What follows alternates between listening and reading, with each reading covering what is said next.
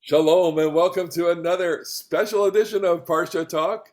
I'm Rabbi Elliot Malman in Highland Park Conservative Temple Congregation on Shemet. Joining me, my good friends, Rabbi Barry Chesler, Solomon Schechter, Day School, Long Island Rabbi Jeremy Kalmanovsky, New York City Anshe Chesed.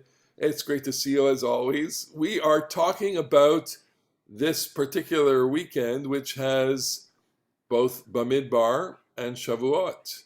Uh, we're not going to talk a little bit about Bamidbar, the parsha, except to say it's an amazing parsha.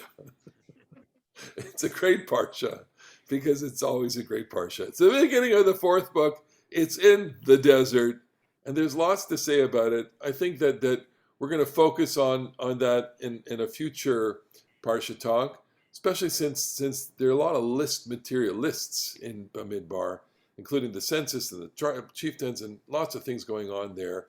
And we've talked about Bamidbar also as being the book of formation and a politically messy book for the people. So that's been a theme in the past. But we want to, with everybody's permission, our viewers, listeners, who we are so delighted with and thankful for, we want to take this time to talk about Shavuot. So I want to put on the table that the holiday of Shavuot is probably the least understood and the most evolved, or the holiday that's in the most transition in Judaism. And here we're going to use this as the broad proposition that uh, biblical from the biblical area to now. Let's take the 30,000 foot look at this holiday, Shavuot in the Bible and Shavuot today. Discuss. Barry, go for it. So Shavuot in the Bible is strictly an agricultural holiday. It is the bringing of the first fruits. And that's about all it is. It's not even the Chag in all the texts that we have. Sometimes it's just Yom Bikurim. It's not clear entirely when it is. Sometimes it's when you begin the barley harvest.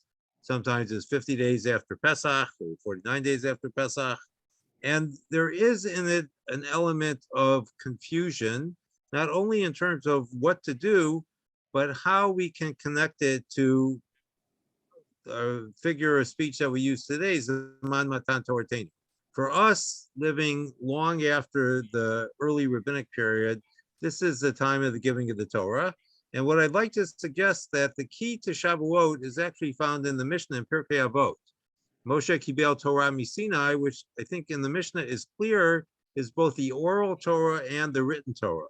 Those of us who have carefully read the account of the revelation at Sinai in the Torah know it's very difficult to get much past the Ten Commandments, if even that, as a text of revelation, to say nothing of the written Torah. But I think that we have completely subsumed ourselves into the rabbinic understanding of the text, that this is the revelation of oral Torah and written Torah, and that's what we discuss. So in other words, there's a bit of sleight of hand going on here, that the rabbis have framed this agricultural holiday almost exclusively in terms of Torah, and I want to speak to the calendrical conundrum, which is that the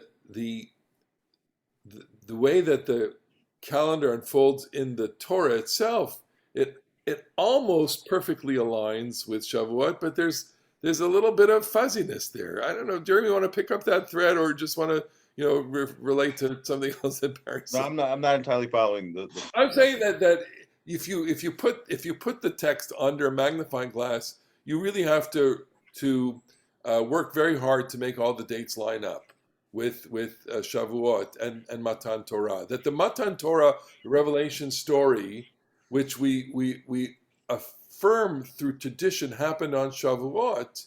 Uh, it's not that clear that it's actually 7 weeks to the day. And even within the Torah itself, there's just, how do you count this day, and when do you count the day, and how do you count the Omer, etc. And all of that is left to the weight of well, this is the holiday of Matan Torah, and therefore, the contemporary celebration, commemoration of Shavuot focuses almost completely on the theme of Torah, almost completely on the theme of the rabbinic tradition, and almost completely on the theme of the reenactment of the Beit Midrash through the Tikkun Leil Shavuot, which is admittedly one of the most one of the latest developments within Judaism that is late within the last 300 years, 200 years, and certainly has become popular in the last 50 years. Just a little bit of Kabbalistic hoo-ha about the Tikkun Leil Shavuot. It is in, Midrashic literature that one ought to do such things, but and certainly in the Zohar, it is a huge big deal, but people didn't do it. There's a academic article about the introduction of coffee from the Near East, which enabled people to have more nocturnal rituals and stuff like that. But Rav Yosef Karo and Shlomo Halevi Alkabetz, they actually in the 1530s, sort of initiated, like they actually did it in the 1530s. So it's been already like more than 400 years. How big is it for a Kabbalist to stay up all night? I mean, seriously. Well, so Rav Yosef Karo's, his particular gig, I kid you not, was that he would work himself into a trance reciting large amounts of Mishnah very fast, and the Mishnah, because the Shekhinah, the feminine presence of God, is symbolized in the oral Torah. He would work himself into a trance, he would recite large amounts of Mishnah, and the Mishnah began to speak from within his throat. The angelic, or like the Shekhinah, essentially began to speak from within his own throat. And that's the account of this historic Tikkun Leil Shavuot of 1531 or 2 or whatever year it was. And you can read about it all in the book written by Tzvi Verblovsky about Rav Yosef Karo, with the memorable title of Joseph Karo, Lawyer and Mystic. There you go. It reminds me of the other article you quoted, the prosaic article of Moshe Greenberg. Lawyer and mystic. So you were talking about that it has become entirely, a Torah holiday, a rabbinic holiday.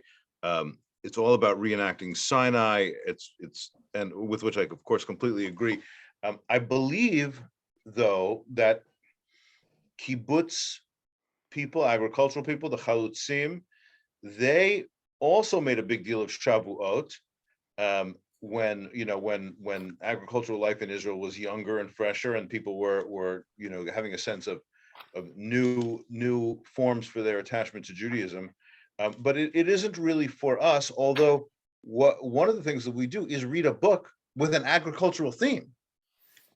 Yes. Okay. So we'll talk about that. Before we get to the book, I just want to suggest one other thing, that in the Bible, Shavuot does have a text that goes with it, and it's the Parshat Bikurim, that the farmer that's mentioned near the end of Sefer Devarim, which is the farmer brings his first fruits to the priest and declares that his father was a wandering Aramean, and the first fruits become the culmination of God's promise to the Israelites that he would bring them to their land. And so I suspect that Shavuot takes its Sinai Matan Torah form in the wake of the destruction of the temple, when that no longer can operate as before. And so we push back Shavuot from a culmination of God, the living proof of God's promise to the Israelites, to an event that happened before the Israelites ever got to Israel, which was the revelation at Mount Sinai.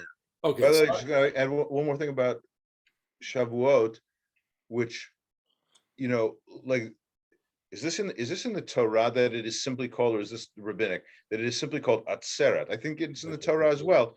So Sukkot begins with Sukkot, then it's closed off with Shmini Atzeret, and that's like a holiday period of 8 days.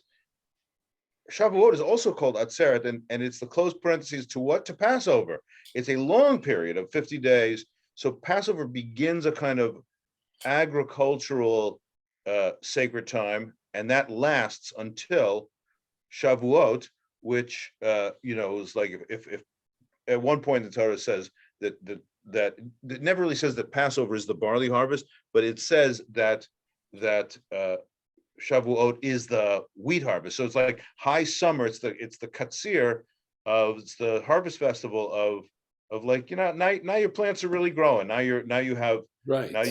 abundant food. Well, the rainy season is over, and now the water is in the system, in the irrigation system, or simply in the ground, and this period of time between Passover and Shavuot is the period of time which is the most fragile for food production in the land of Israel, because it's during this time that all the important processes that happen with food production, namely germination, fertilization, etc., are happening, and the fruits are beginning, and the flowers are of the trees would be developing their fruit. But I want to propose another thought way that's I think hidden within the text, and I think has a powerful resonance, and that is food. That Shavuot is a food festival in the sense that it's Bikurim, first fruits, and until you get into the land, the food that Israel eats is provided by God, namely in the form of manna, and that the manna which appears daily in the morning is collected, a double portion on Friday for Shabbat, and the manna itself has this kind of, white, tasty, flaky, sweet taste, apparently, and that once they get into the land, the manna stops, and so there needs to be a kind of commemoration of this, and that Shavuot functions in the traditional and even in the folk imagination as a deep reenactment of manna because of the preponderance of dairy. Dairy on Shavuot. So that would explain the cheesecake, from the Indeed. land of milk and honey. Exactly. That it replaces the manna. Yeah, and I don't think it, and we're saying it with a bit of tongue in cheek, but I think there's something there.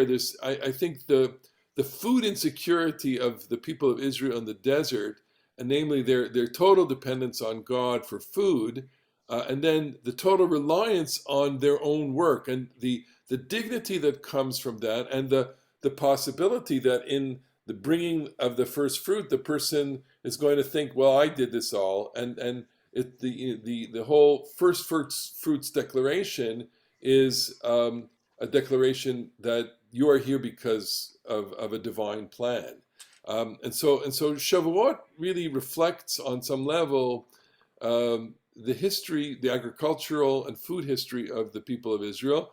And here, I mean, it's the homily is, of course, what's the food? The food is Torah. The Torah, replaces manna. Manna, sustained the people, in Torah sustains us, and all that works very, very nicely.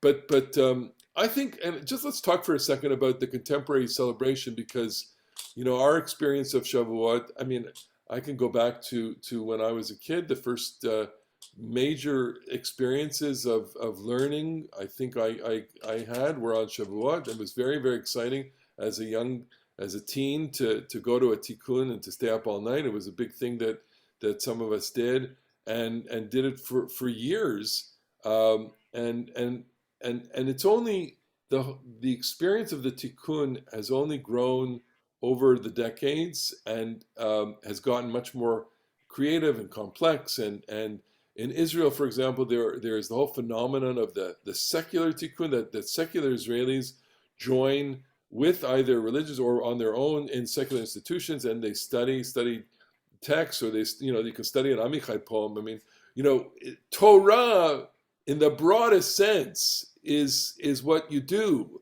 and so Jeremy, I'll ask you. I mean, Yehuda Amichai, the Israeli poet, would you devote 45 minutes of a tikkun to a Yehuda Chaimi poem and call that Torah?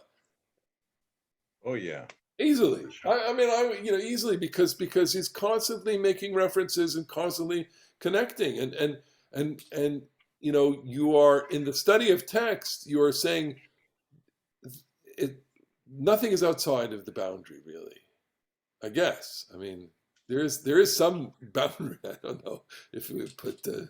I mean, obviously, there does have to be, not everything is Torah with a capital Tav, so to speak, right? Like, but the Jewish people's, journey to make Jewish life meaningful, to me, like that's the most capacious kind of definition of Torah, right? If not have ever read any Batya Gore books, but I know that she's like a mystery writer. I Yeah, don't I've think read that's that. probably not Torah, but Amichai's Torah and Agnon's Torah, because they are about what is this inheritance and how we passed it on. Well, Leonard Cohen. Would you study a Leonard Cohen poem? It depends. Yeah, He but has not Woody Allen. no No. what do you okay. So we have our canon, and we would be as broad as possible in saying what I wouldn't call it what's a sacred text, but what's a text that can illuminate a theme. And I could certainly So, go to Leonard Cohen for that. I could go to dozens of other poets for that. so what you're saying, I think, Elliot, is that Torah in the modern period has become the text of the Jewish people. And whatever we regard as a text Exactly. is worthy of study as Torah, even if it's not necessarily sacred as we think of the Torah Shabbat or the Torah Shabbat Peh. Look, I think we would know, what to. We're not quote unquote canonizing anything, but we're saying what we're saying is what do we take seriously as text? Elliot, And you have said very memorably at Passover, all the symbols of the Seder, you are the most important symbol, right? The person. And I think that's very, very touching, very powerful. And I think that, there's an analogous kind of question that you could ask. What is the sort of text that you bring to Shavuot to study the Torah? And it isn't infinite. It isn't, anything that anybody would ever say in Hebrew.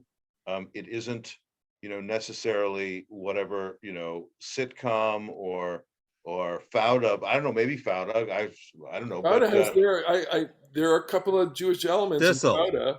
Stissel for sure. I think that the question of if we as Jews and a Jewish community and for us in the United States and the English speaking world, that's one sort of vantage on it, but Israelis and their vantage on it, if it is a text that is addressing the question of what does Jewish existence, Jewish history mean, then I think that yes, that's the symbol that belongs on the Beit HaMidrash for Shavuot.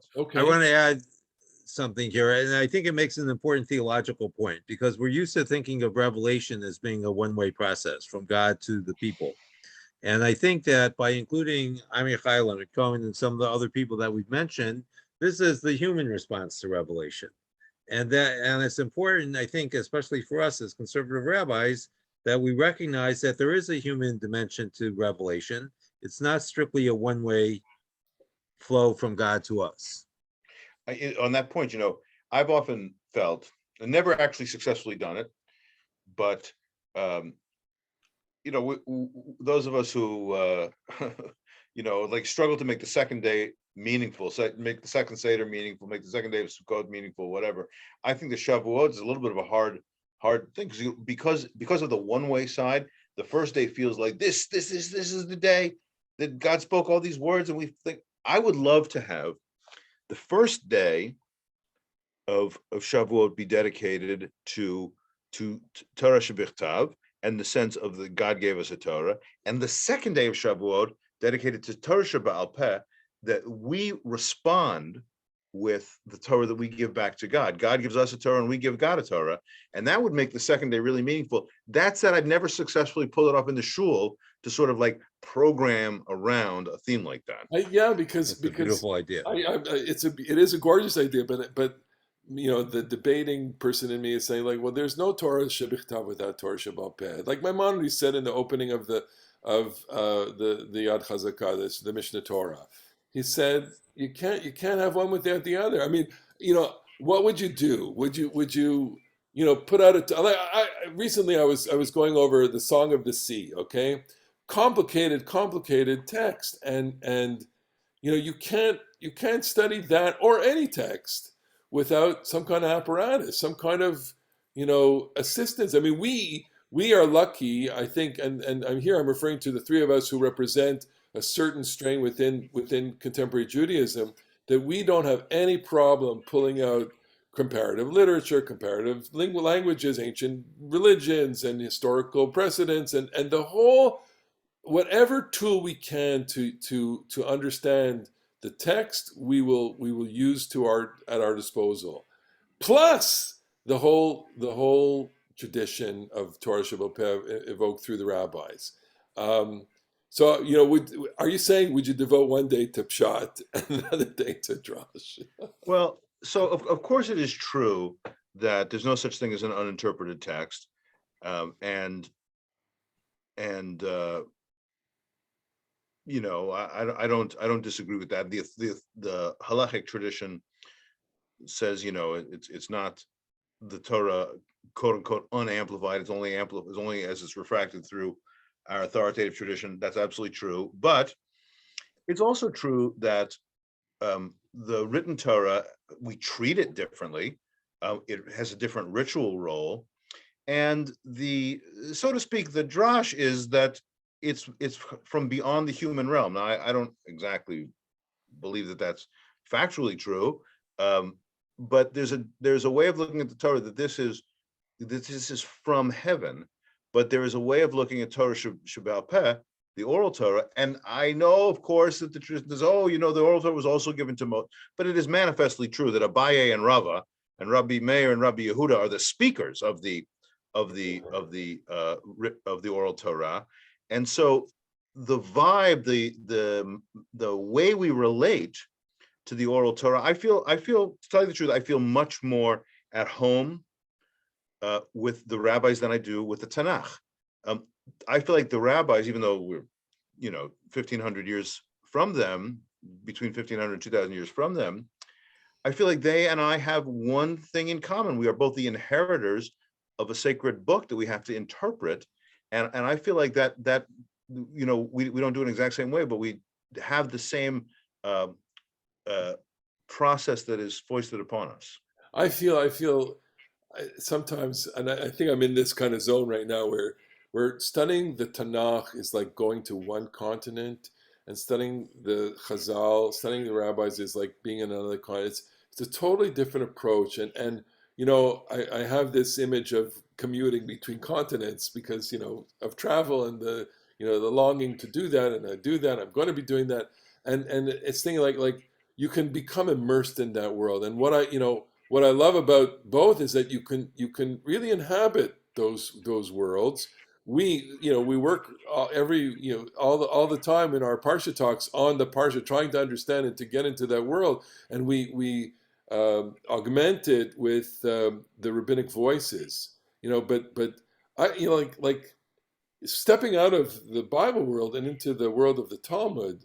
It's a different world. It's a different. Well, what I would suggest is what makes it different is it's a different kind of music. Yeah. Right. Torah has one kind of music, the trop that we're all familiar with, and Torah Shavuot Peh has its own music, which is different.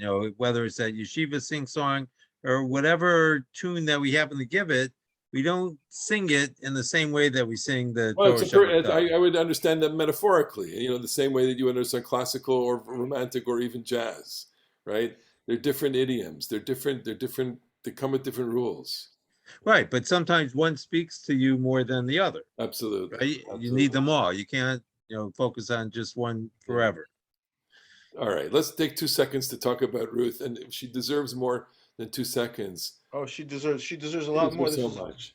So I want to put out this book is a book about strong and important women. Of course, the two women, Ruth and Naomi, at the beginning of the book, but you also have Orpah, and you have echoes in the book of a whole matriarchal tradition. And what's your take on the book of Ruth? How would you, what would you want people to find in the book of Ruth, and what would you want people to take away? I mean, we did that, when we read the book of Esther, we just did random verses. I wouldn't want to do that with Ruth because it's a different kind of book altogether, and the atmosphere in reading it is I guess slightly more reverent.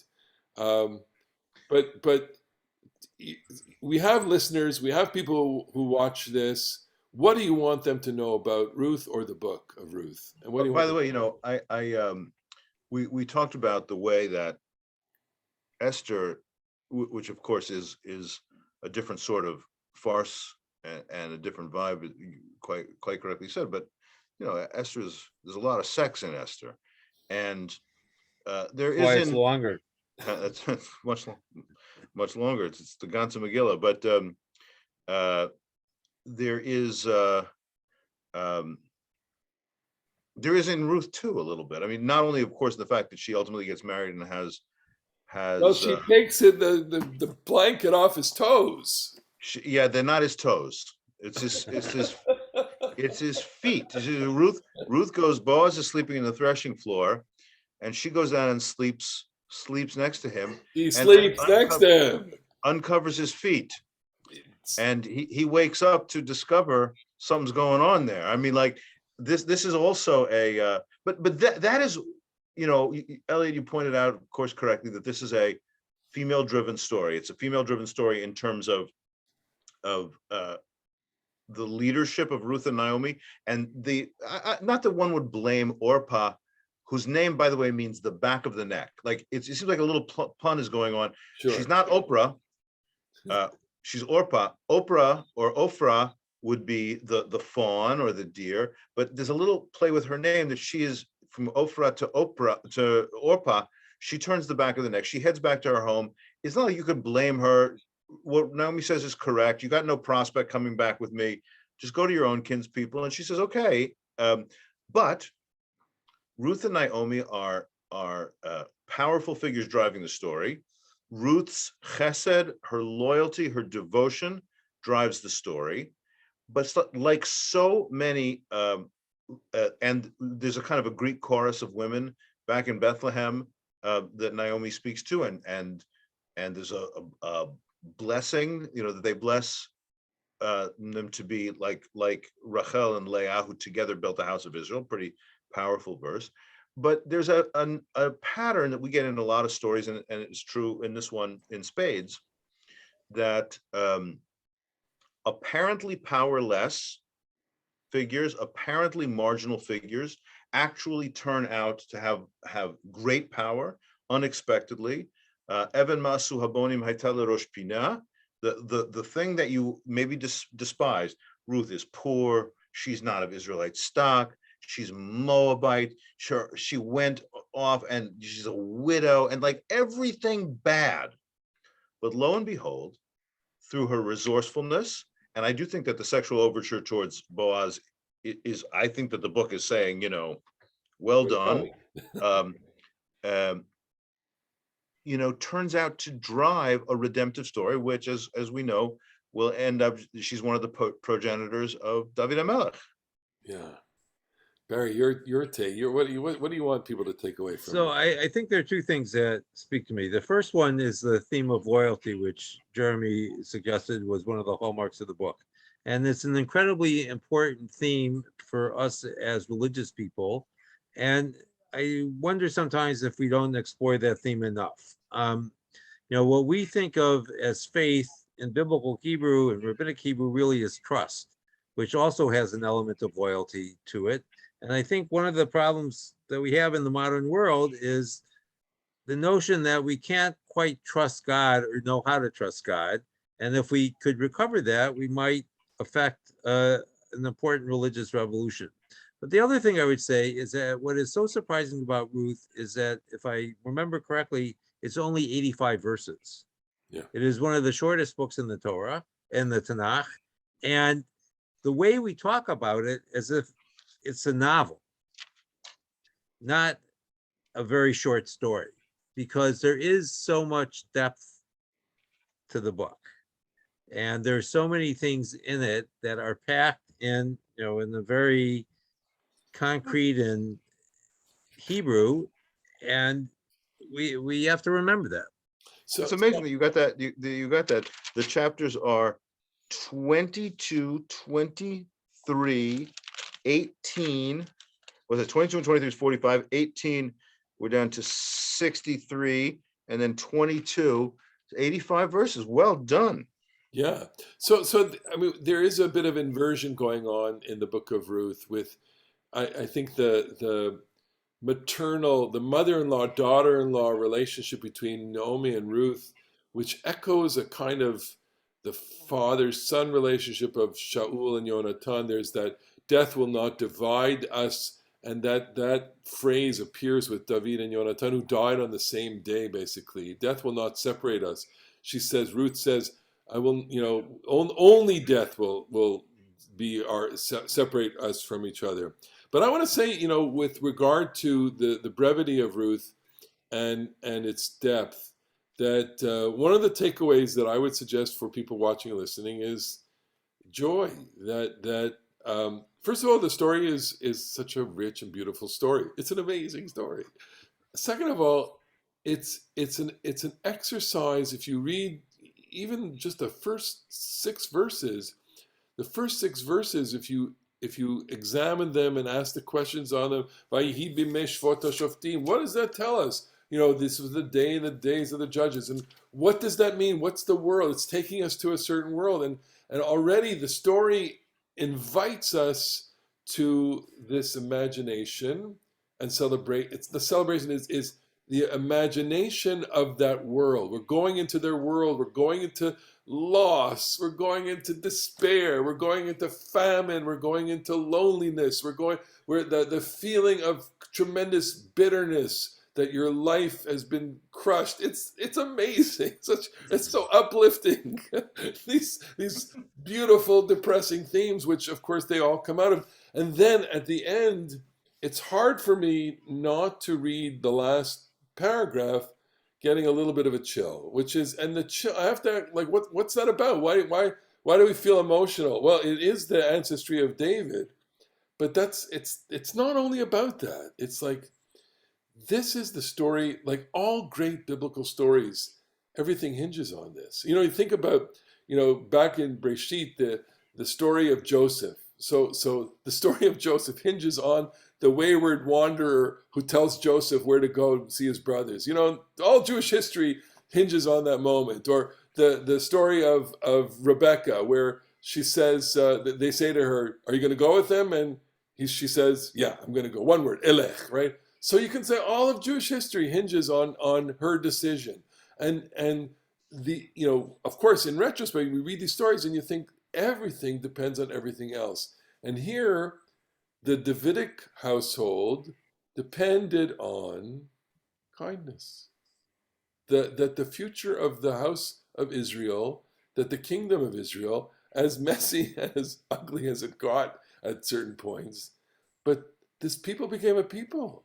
And it became a people because of a foreigner who came in, who now is the paradigm for all people converting to Judaism because of her kindness. And because of the promise that even someone who enters into the fold, into the people of Israel, has the potential to bring forth the Messiah. On that point, without being contrived to talk about contemporary issues, we have such a strong tradition.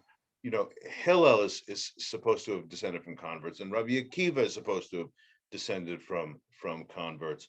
And the affirmation that Ruth, comes from Moab, which, by the way, in the Bible, just the presence of Moab, they are cousins because they are from Lot, but not in a nice way. No. And so there is an affirmation, like what I was saying before about the marginal or the despised turn out to be the agents of redemption and salvation. I think it's big, but I also think that the self-conception of the Israelite people who would tell this story is a reminder, we who, it's all too easy for us, to say, the immigrants, blah, blah, blah. I mean, I'm thinking of a White Stripes song. Why not? Kick yourself out. You're an immigrant too. Okay. Like there's a way in which we have of looking at what countries can sometimes have, looking at outsiders and say, you don't belong here. And this Sefer Ruth, Megillat Ruth, comes along and says, yeah, slow down on the throwing out the immigrants thing, because if you don't find a place for this particular Moabite, then you're in trouble. Indeed. Wow. Right. So I think the point that could be emphasized that this ultimately is a book about people. It's not about land, and it's not about rules per se. And so at the very end, when the nearer kinsman has the chance to get the land, which is valuable, he's told he has to marry Ruth in order to get the land, and that he refuses. And part of Boaz's zechut is that he is willing to both marry Ruth and take the land. And one of the things that we forget, not only in the discussion about immigration in this country, is we're talking about people, that are flesh and blood, that are just like we are, and we can't lose sight of that. This is such a great way to kind of bring our conversation to a close here, because, in a way, we're talking about people, we're talking about Am Yisrael, and Am Yisrael and Klal Yisrael's relationship to the Torah.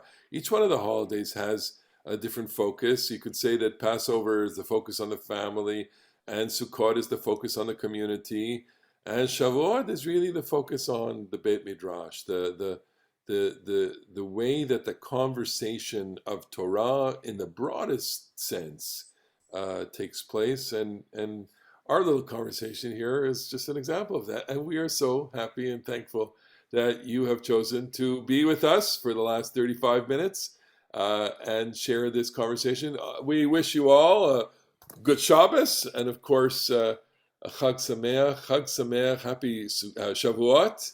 We look forward to seeing you again on the next edition of Parasha Talk. Shalom for now, and Hag Sameah. Shabbat shalom, Hag Sameah.